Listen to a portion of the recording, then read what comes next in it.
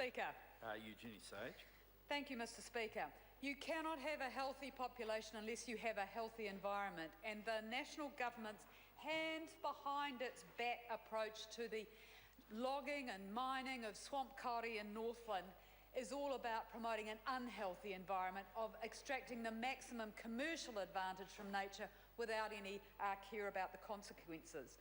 And it's really state-sponsored negligence by both the government and the Ministry of Primary Industries in allowing quite blatant breaches of the forest, the illegal export of these ancient kauri logs which can be tens of thousands of years old. The Forests Act 1949 was amended in 1993 after a long campaign by the public to protect Indigenous forests. It was amended to ensure quite strict controls on the export of Indigenous timber and timber products. And there are prohibitions in the Forests Act on the export of Indigenous timber unless it's in a manufactured or finished form. And those controls were put in place to recognise that our Indigenous forests, whether they're standing trees or whether they're buried in wetlands in Northland, are finite, that they are vulnerable to overexploitation if the timber can be exported and a larger market created, and that they should be carefully managed because of their value to Aotearoa New Zealand. Some of these trees would have fallen at the end of the last ice age. They've remained buried in wetlands. Some of them are fairly intact because they're not exposed to the air. They have got a value as taonga, as Dover Samuels and others have called them. And yet, under this government, MPI is turning a blind eye to the export of whole ancient kauri logs. And that's because ancient swamp kauri has a reputation as being one of the oldest timbers able to be worked in the world, and it's got a huge value in places like China, where it can sell for anything between $2,000 and $10,000 a cubic metre. And so what we've seen, Mr. Speaker, is a gold rush mentality over the last decade because of these very high prices for the timber.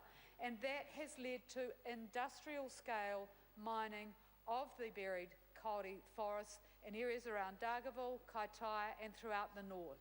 And it's only in Northland that we get these buried kauri forests. They are finite, yet the government is just closing its eyes to the plundering of wetlands and the plundering of these forests. Judith Collins says she doesn't care about wetlands. That's because her husband's company, Oravida, is too interested in taking the swamp kauri from these wetlands. But, Mr. Speaker, wetlands have been hugely reduced in New Zealand. We're down to less than 10% of their former extent.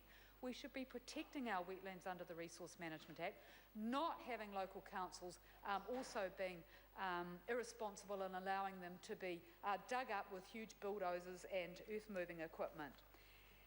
And it's been the work of citizens in Northland, groups like the Northland Environmental Protection Society, the Far North branch of Forest and Bird, which has exposed the scandal that's going on here. They have sought numerous requests under the Official Information Act, and the work that the Northland Environmental Protection Society has done shows that of the 53 notices of intention to export which were filed with MPI in 2013, that 81% of those notices were missing quite substantial information about the milling statements and the source of the timber. Because in the Forest Act, there is an absolute prohibition on native timber being sourced from Indigenous forest land or dug up from wetlands and then being exported. So it's really important that MPI knows the source of the swamp kauri, and yet when this information is missing from the notice of export statements, how can it know that? The Minister earlier in the House was saying that there is close monitoring. Yet I understand that MPI only often requires a photograph of the area to be logged or a map. It's not actually sending its staff out on site to determine where the kauri is coming from. And then we have this prohibition on the export of logs and the export of anything other than finished or manufactured products. Yet what are we finding? On websites like Alibaba, a number of advertisements for logs, and what we're seeing is big planks of swamp kauri that are rough sawn timber that have had a brief bit of stain applied to them. Those are being exported as tabletops. MPI needs to actually enforce the Act and prohibit these log exports. Todd Barclay. Speaker, thank you for the ability